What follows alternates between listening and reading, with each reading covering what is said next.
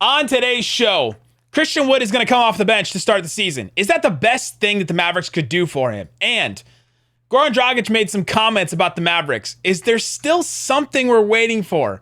We're going to try to read the tea leaves on Goran Dragic's comments, talk about all that and more on today's Locked On Mavs. I'm Luka Doncic, and this is Locked On Mavericks podcast. Hey, Dallas Mavericks are NBA champions. Bang! Bang! It's good! And the Mavericks have won the game! Don't believe you shouldn't be here.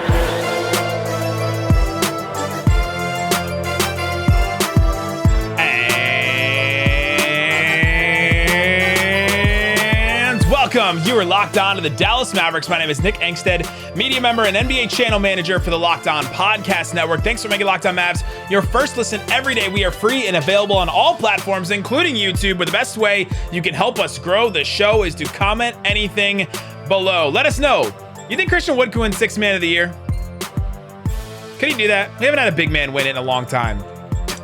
Let us know in the comment section below. And joining me, as always, my co-host, writer, and contributor at Mavs.com, the six-man menace, the One More Thing King. What you got for me, Isaac Harris? It's good to be back. Shout out to SJ for filling in on yesterday's pod. I was doing some Mavs.com stuff. If you got to tune in, watch the alternate broadcast with Bobby and myself. It was a great game. Great game.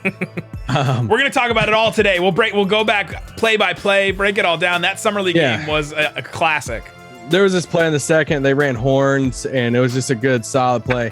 But Coach Dudley was throwing a no-hitter on that one. We'll be back tonight for this next Mavs game, summer league game. Bobby, myself, Austin Carulla will be there. We'll be outside. We'll be in the locker room again, doing the alternate broadcast. We'll have some fun, and maybe we'll have some Donovan Mitchell news. Oh, so we'll talk about Christain Wood coming off the bench. We'll get Isaac's thoughts. Isaac is for this. Like, he has thought this is maybe the path the Mavericks would go for a while. So he'll explain that. Then we will talk about the Donovan Mitchell situation with the Knicks. Jalen Brunson. Is he still going to make an all-star team in New York? And then Goran Dragic made some comments to some websites that have got Mavs fans, including myself, in just losing. You were there. Just losing their minds. Like, I have lost my mind about this, and I'm getting impatient. So we'll talk about that. But let's start with this Christain Wood thing, because I think it still is the big story around the Dallas Mavericks right now. If you didn't listen to yesterday's show, you didn't read Tim Cato's piece in The Athletic. Tim Cato was talking about the Mavericks roster right now. And he was talking about the Mavericks' depth and where they stand at this point in the offseason. And according to Tim, Jason Kidd had the quote that said Spencer Dinwiddie and JaVale McGee are going to start for the Dallas Mavericks. And obviously we know Luka's going to start. I think we obviously know Dorian's going to start. And so then it's like, who's the fifth starter then? And a lot of us have thought it's Christain Wood, because he may be the second best player on this team, at least talent-wise and stats-wise.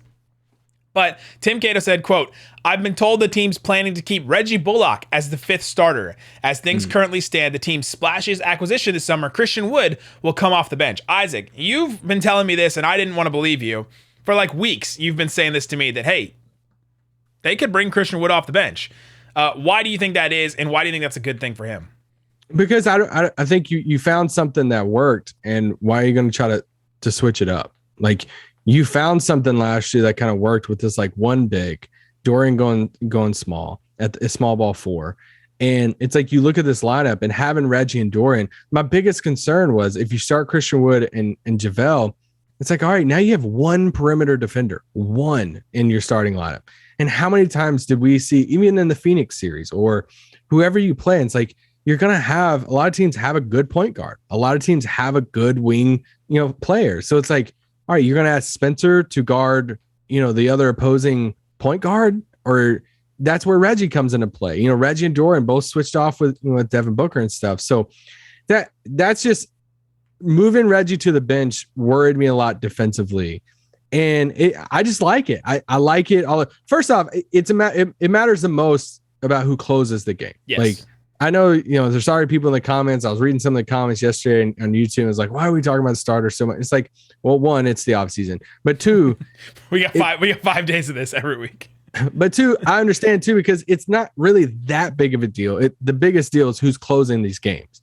And I still think it's going to be matchup dependent to close games. I think we'll see Christain Wood out there as the 5 to close some of these games. I think we'll see JaVale out there for, if there's another bigger center out there. But it also goes back to that Jason, I think it was Jason Kidd who said it in one of those interviews at Summer League hey, our bench got better offensively.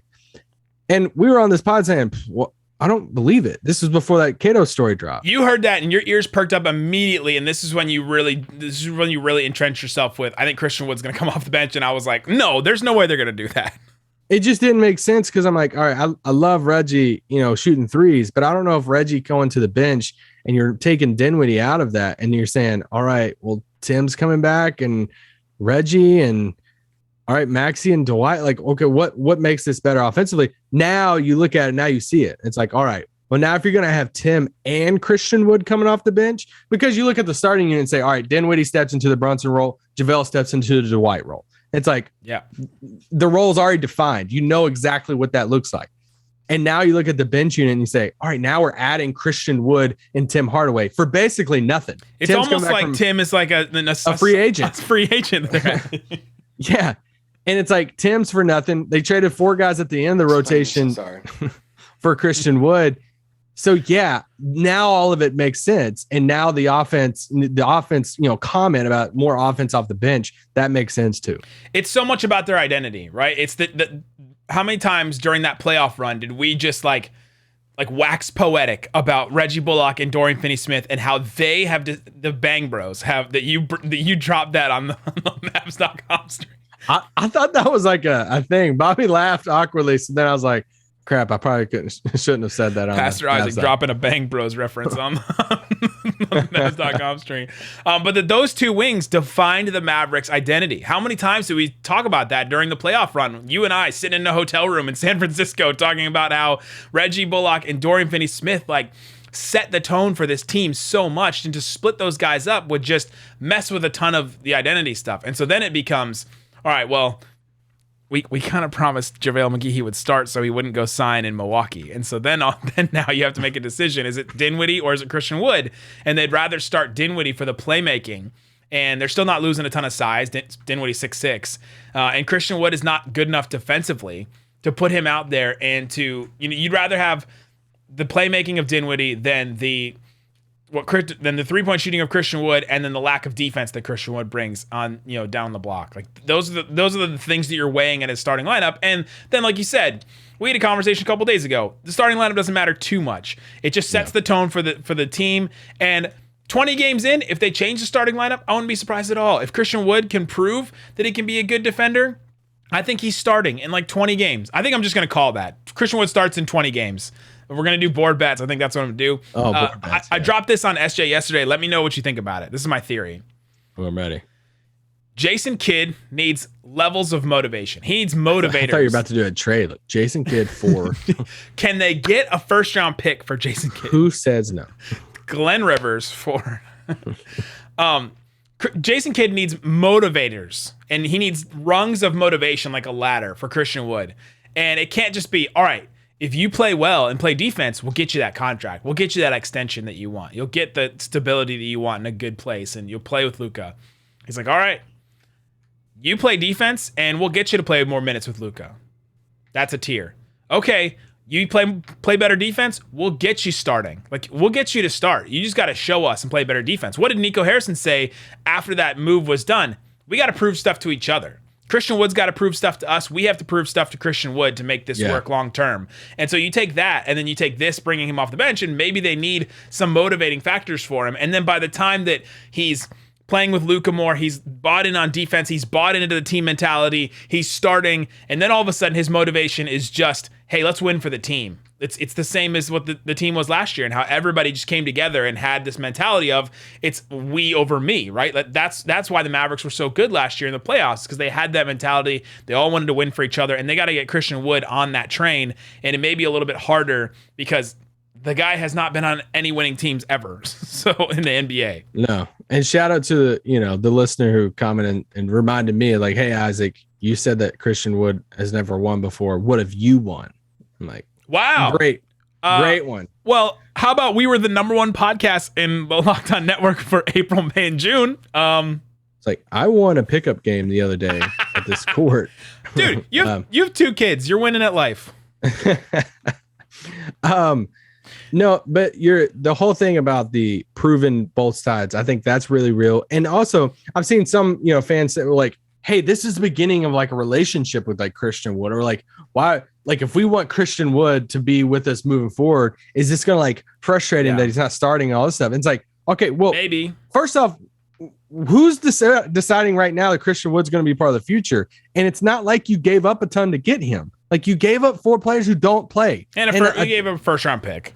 Yes, let's talk about the history of the 26 overall pick. But it's like you didn't give up anything to take the swing at him. So like you didn't give up enough to go into a season to cater to him because you want to make him happy for a future long-term cornerstone piece. Yeah. That's all I'm trying to say. He could be with this team for a long time, but I'm going to make the best basketball decision lineup-wise before I'm going to cater to Christain Wood because I didn't give up enough to get him. Coming up, let's talk about Goran Dragic again. Because he made some I'm going to be okay. He made some comments about what the Dallas Mavericks pitch was to him when they were in free agency talks with him. And it made me become a real MFFL because it made me lose my mind about free agency. So we'll talk about that coming up and try to explain it. But before we do, let me tell you about Built Bar. Isaac, I went to the website today. I pulled it up. When's the last time you went to the Built Bar website? I should be there every day, right? At least weekly, because they come up with new flavors all the time, and they have a new one. Orange Dreamsicle. I'm looking at it right now. It's like an actual popsicle. The advertising is a popsicle. I don't think it's a pop. It's a built puff. It has chocolate on the outside, marshmallow puff in the middle, and it's pretty good for you. 140 calories, 17 grams of protein, 6 grams of sugar, and that collagen protein gonna stick with you, like you said. That Dreamsicle flavor. You gotta love those Dreamsicle popsicles. The creaminess, the little tang of the orange, great stuff. You can get those at built.com. Use that promo code LOCK15. They also have a big banner on the website right now. It says get an additional 10% off site-wide. You may as well go check to see if the promo code and the 10% off site-wide works at the same time. I would just go to built.com and check that out. So go check it out. It's built.com. Use the promo code LOCK15. All right, Isaac Harris, we've been talking about Christain Wood coming off the bench. We think that it may be good for him. I'm still a little surprised by it, but by the middle of the season, it may not matter at any point. Goran Dragic, though, we thought was a shoo-in for Dallas. In all of my offseason, if you sit down and write out what the the depth chart is going to be, I had Goran Dragic penciled in like italics, and I was like, oh, this is the Goran Dragic memorial roster spot for the Mavericks. And I was waiting for it to happen. We had, some of the Eurobasket stuff happening, and there's the connection with Luka, and we've been waiting for this to happen. Boban is gone. Salah is gone. Like Luka's friends just seem to be continuing to be churned out and away from Dallas. We thought they got to bring somebody in. Goran Dragic was available. It was all lining up. And then he decides to go to the Chicago Bulls. And then he makes a comment, to a newspaper or a website. And a couple people. There's 2 different Dragic stories. There's 2 Dragic stories. 2 Dragic stories. People are getting some of them confused, and 2 different Dragic stories that have quotes from them. And some people may be named Isaac, but we won't. But on Twitter, Matej, I'm not gonna pronounce that right. Sport Info is from Slovenia and interpreted it for us. And this is Goran Dragic's quote interpreted by an interpreter. On Twitter? We were in talks with Dallas. They made an offer, but I decided not to take it. This is coming from Goran Dragic. They wanted me to play 1 game and then sit for the next 5. I know I can still easily play 20 minutes per game. I'm not ready to retire to just sit on the bench in a cheerleading role. And then another article was talking about how the Bulls offered him to play 25 minutes a night. First of all, 2025. I don't know how he's getting 25 minutes a night in the Bulls unless Lonzo is just out for the year and they're making a trade with Kobe White and all this stuff. I don't see his path to that. What made me go nuts today and what made me lose my mind today trying to figure out what the Mavs are doing is that Dragic's path to minutes is way cleaner and easier on the Mavericks. Why the pitch to Goran Dragic, if Goran Dragic is telling the truth in this, why the pitch for him to be the Trey Burke role from last year, where he plays every once in a while. He sits one game. He sits for 5 games. He plays for a game. Like, he plays every once in a while. He's not a full-time player. When the Mavericks, like, he would be the backup point guard for the Mavericks as things stand right now, because Luka and Dinwiddie are starting, and then coming off the bench, Tim is not a point guard. Frank is not really a point guard. Jaden Hardy, we know, is not going to be ready right away to start the season to be a full-time backup point guard. And so why the Mavericks pitch to him and like be a part-time player when they could actually use him? And that's where I think Mavs fans, and myself included, there's a disconnect between what the Mavericks are saying about their team and what we see about their team right now, because they need another ball handler. And so, once again, take a drink. Is there another move for the Dallas Mavericks? Because we've been waiting for this, and now this Dragic comment makes me think that the Mavericks think they're getting somebody else, because it doesn't make any sense unless they're getting somebody else. Oh, Someone check on Nick. Talk me off the ledge, Isaac. Free agency has finally drove me nuts. It's the waiting. It's the waiting. I know Luka just said free agency just started, but it's the waiting for me, and it's like it's been 100 degrees for like 8 days in a row. So I'm losing my mind. It's 100%. The waiting is driving everyone nuts. Like, waiting drives everyone nuts anyway. Like, I just had this medical thing happen with me over the past, I don't know, like last month, and there was some waiting involved in that to get some things back. And it's like, in the waiting moments, your mind goes everywhere. Like, you're going through every possible scenario. You're having conversations. You're like, oh my gosh, why am I having these conversations? Like, all this different stuff. And it's like the waiting of this free agency and the waiting to see the fallout, the waiting to see if Dallas does something else. It's like, it's too much. I think it's driving the fan base nuts. But a couple things you said in that. Why would Dallas not offer that type of one? Can we all just lay it out there? Dallas did offer Dragic. They were interested. Yeah, because that was the thing when Dragic signed with the Bulls, there were, a portion of Mavs fans were just like, Dallas wasn't even interested. It's like, no, Dallas was interested. They offered, but they weren't interested in that type of role that Chicago's offering. But if they offered him like barely a role, like, hey, come play Trey Burke minutes for us next year, is that really interested in him? Or is that just like, hey, we love you around for the vibes that you could have with Luka? But that's an offer, though. And why would they not offer something bigger for what Chicago's offering? Because it's really simple. Chicago's lying. No, I'm going to talk about that just in a second. Why are they not offering that? It's because it's obvious that Dallas doesn't believe he's going to, like, they believe that there's a better option that's probably going to come via trade, and that they don't want to do the 20, 25 minutes a night. Like, I'm just saying when we talked about Dragic, we assumed that he was going to be signing with Brunson staying, and what we were saying, oh, Brunson's going to start. It's Dinwiddie. Dragic has that like fourth guard off the bench. Probably playing Tim on the wing too, but Dragic with Dinwiddie. Sign me up. And that's probably what Dallas wanted too. But then Brunson leaves. Dinwiddie moves up. So then everybody just naturally, including myself, was like, all right, they're probably still going to sign Dragic and just kind of increase his workload probably. But it's like Dallas looked at it and said, no, like, we're still interested in the role we originally had, like, we're interested in. We're not going to like move you up type of thing, because they probably want, they viewed a little bit different. The Chicago lying thing cracked me up in a nutshell, that a professional franchise signs a player. The player says, hey, I'm getting 20 to 25 minutes a night from that franchise. And people on Twitter, including Nick, is like, you know what? That franchise is lying, because Goran Dragic apparently can't read a depth chart, or Bill Duffy can't read a depth chart either. And it's like, I'm going to just wild speculation here.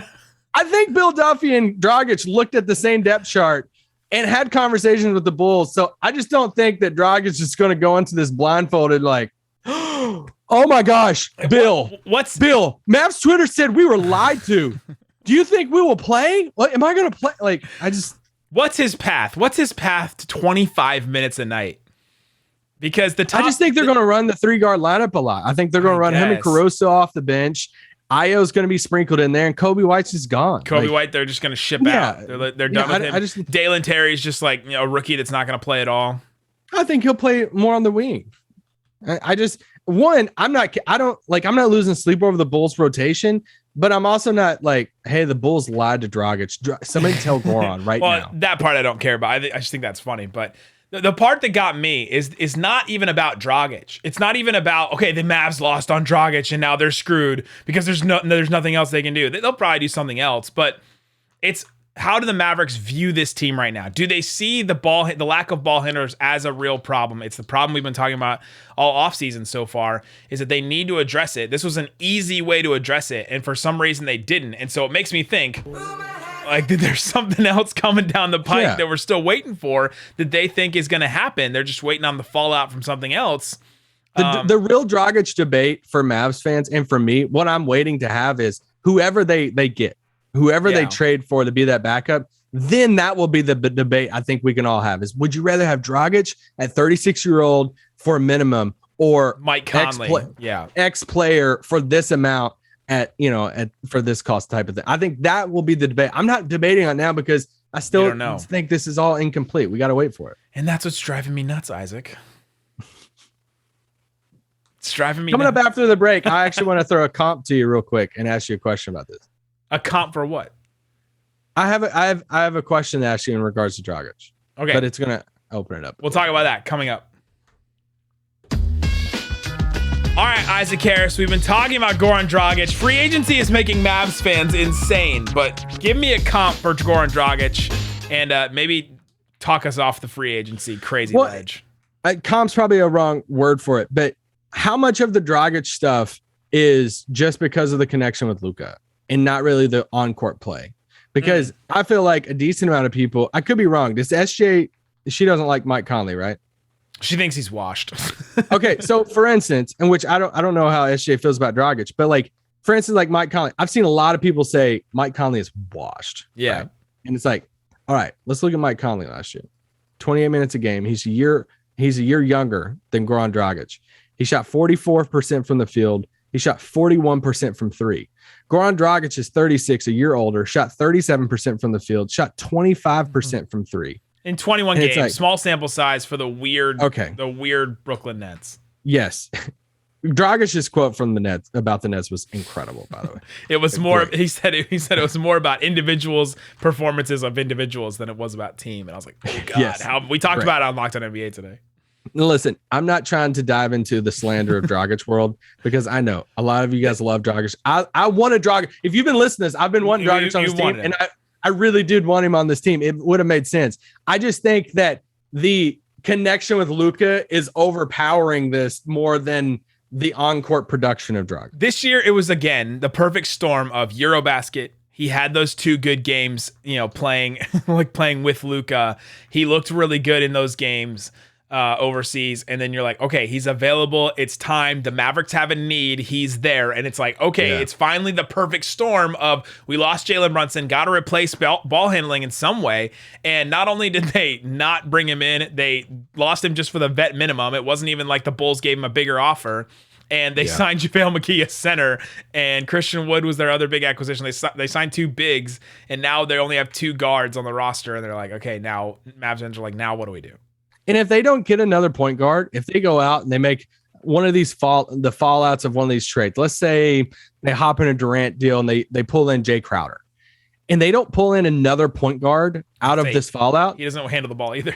I know, and I'm gonna say on this pod they made a mistake. Like, I think they should have called Dragic to say we would have given you a little bit bigger of a role, because they desperately need a third guy off the bench who can create and handle the ball. I'm just waiting to have to go like outrage about Dragic until we see the final result of this roster. The heat is driving me for the pre-outrage already. I understand, because Texas Heat is pretty tough right now. I knew I had crossed over to another side when I tweeted something out today, and Kirk and Josh Bowe from Mavs Moneyball, friends of ours, immediately responded. Like, just immediately we're like, hey, welcome to the other side. Welcome to the resistance. And I was like, oh God, I was like, here we are. Oh man. But yeah, so Goran Dragic, those comments are gonna live with Mavs fans, and we'll see what happens, and we'll make a real judgment when they actually do something, and we'll just keep waiting, and Vecna's clock will eventually run out, and Mavs will be lifted off the ground, and my analogy from yesterday will stand firm. Donovan Mitchell, it seems, is heading to the New York Knicks. Can we just talk about this from just a general NBA perspective, but also like from a Jalen Brunson perspective, it seems like the Knicks are the one team that both have enough things to trade and have enough of a motivation to trade for Donovan Mitchell. He's a huge Mets fan. He's a New York guy. He loves Madison Square Garden. The Knicks want to win. And now all of a sudden it could be a backcourt of Jalen Brunson and Donovan Mitchell. How much talk did we how many times did we talk about, well, for the Mavericks to win a Utah Jazz series, Brunson has to outplay Donovan Mitchell, and he did. And now they may play in the same backcourt together. How pissed is Rick Brunson? Or Jalen? Rick Brunson's like, hey, I got my son here to be the star. We want to increase his all-star chances to come to the East. And now, however you want to believe the playing with another ball dominant guy, okay, if you can go from, and I like Mitchell a lot, but he's not going to share the ball as much as Luka did. So I just, there's layers to it. That's really funny to me that if they pair these guys up, and it'll be fun, cool for Mitchell. What a perfect pairing. A Mets fan, and a Knicks player. It's man, you just never. It's the orange. He loves himself some orange. But the thing is, having both of those guys, both 6'1" guards in the backcourt, is just going to be a conversation all the time, everywhere. People are like, can they win with 2 6'1" guards in the backcourt that aren't the greatest defensive players but can give you offense? It's going to be fun to have both those guys, because I think offensively they play off of each other really well. I think they'll fit really well offensively. But it is kind of going up against everything Jalen Brunson said he wanted to do in New York, and said, hey, I want a larger profile, a new challenge. I guess it would be a new challenge to play with Mitchell, but Mitchell's usage is not that much different than Luka's usage, and it's not giving him a better chance to win an all-star bid. No, it's they're looking at Minnesota and how can we zag? Because now we're going to do the opposite. It's just crazy to see how all these teams take all these different approaches to team building, and Minnesota, pairing these 2 7-footers together and $500 million. And now the Knicks are going to pair a backcourt together. It's 6'1", both of them, and possibly we'll see, but it should be a lot of fun. We've talked about Brunson and stuff, but Shams is ready to report it. So he's already walking it down. He's already walking it down the road. Well, apparently, the Jazz and Knicks, they haven't had any conversations until now. Until Shams just reported it last night. Reported it. That was the first conversation they've ever had. But for the Mavs, all eyes points, towards Utah. And the fallout from, I think we've all been waiting on the Kevin Durant trade. And what's the fallout from that? For Dallas, it could be the fallout from the Mitchell trade, if it, assuming that it's, separate trades and not one massive big trade. But we've talked about it, over and over again. We ranked them the other day about the 5, vets on the Jazz and all that. It's just all those. There's so many dudes on the Jazz that would fit in Dallas that, from Clarkson, Bogdanovich, Pat Beverly, Malik Beasley, Mike Conley, all of them would fit to a degree in Dallas. Obviously depends on, the contract and all that stuff, but we'll see. And Utah's not the only team out. There's so many ripple effects to all of these guys and getting traded and stuff, and 3-team. What the crap's happening with DeAndre Ayton and the Pacers right now? I'm so tired of things just feeling like they're done. And then this is the offseason of just dragging out. It's all right, we can just talk about things for so long. And now the Nets are well, maybe we'll just keep Kevin Durant. Here we go. No, that's just their posturing, I guess, but I'm not as confident about that. Longer. The Donovan Mitchell posturing was an all-timer. It was literally an all-timer. No one believed that at all. Woj, same agency, hey, they're going to retool around Donovan Mitchell. I'm bro, nobody in the world believes you right now. He's reporting what he's being told, but it's just we get the game. Well, and we talked about the Knicks with Donovan Mitchell. CAA represents Donovan Mitchell, represents Woj. Leon Rose was huge into CAA. His son obviously represents Jalen Brunson for CAA. There's just all kinds of. They're hey, can we get a Knicks Lakers finals and it'd just be CAA versus Clutch versus Duffy with the Mavs, I guess. Duffy's got a lot of random dudes out there. Yeah. But yeah, that's where we are with that. Donovan Mitchell to the Knicks. The Mavs are waiting on the fallout from that. We'll see what happens with it. Let's talk about this real quick. We haven't really mentioned this, but Dennis Smith Jr. is having a private workout that is so private that Chris Haynes has reported on it 3 or 4 times and also tweeted out a highlight clip and tape from it. According to some reports, the Mavericks were at this workout. What would be your thoughts on Dennis Smith Jr. returning to Dallas? Why'd you bring this up? I mean, I like Dennis as a guy. He was a lot of fun to cover, especially the year before Luka. The dunk contest was fun. He got robbed, all of that. No, I just don't think it. I don't think the reunion would be all hyped up as it could be. The Jaden, this is something lazy that I do find annoying is the like, hey, Jaden Hardy's Dennis with a jump shot. No, he's not. Like they're just different types of players. There's once you get away from like Hardy has, it's just they're different types of players with that. Dennis would have finished that dunk over Taco in that second Summer League game, I think. And the put back dunk, he would have finished that. Dennis is a great dunker. I mean, we all saw the shooting for him and that, the clip that Haynes, shared. I was like, what is going on with that? I don't understand the use of private workout whenever it's like a job fair. And it's like, are we being selective of who's watching me work out? Whenever I want a job, it's private, but we'll broadcast it to everybody. So I honestly wish him the best. I know I'm like having, laughing or whatever, but I wish him the best. Same. He was an awesome guy to cover. I just don't think it's in Dallas. And I don't know, maybe he gets another shot somewhere. But yeah, I wish him the best though. I'd rather those minutes go to Jaden Hardy and Ntilikina.